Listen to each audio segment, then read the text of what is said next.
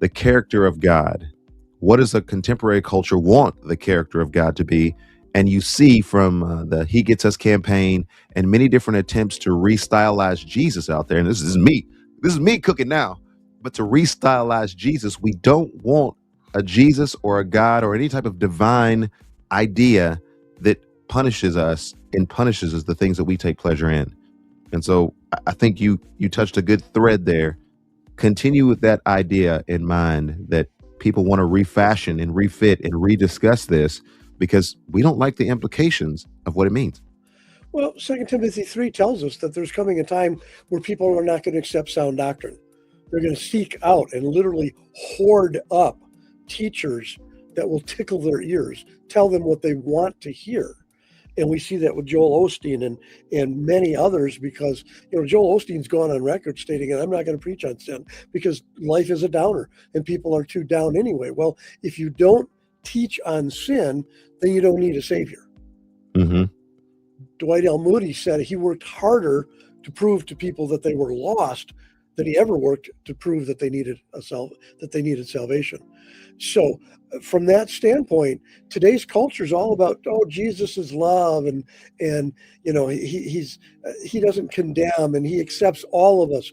I run into an internationally known speaker whose wife believes that the Bible not only supports the gay lifestyle, but promotes it. Mm. That's a whole different discussion that we'll probably get into sometime. But when you have the mindset that, God is a God of love, then you're diminishing the holiness. When you want to talk about God is a God of mercy, then you're diminishing judgment. But if you want to talk about heaven, then you're diminishing hell, especially when you say, well, heaven is forever, but hell is only temporary. You know what that does? That minimizes the sacrifice Christ made on the cross. If a mass murderer goes, well, shoot, all I got to do is die and then poof, I'm burned up. What kind of punishment is that? It's a valid point.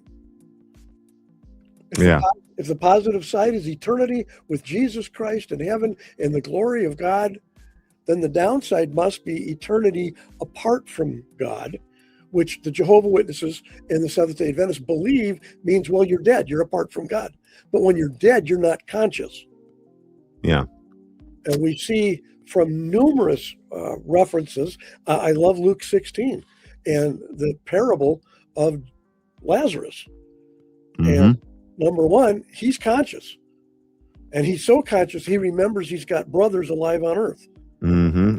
I love and the implores, fact he send someone back to talk to them. And there was no pictures of Abraham around, but, he's being tormented. So much so that he wants Lazarus to dip his finger in the water and put it on his tongue to cool him off. My question to the annihilation that are out there is, if this is just a parable and it's false because hell isn't eternal, does that make Jesus a liar? Why would he tell this story if it's not true?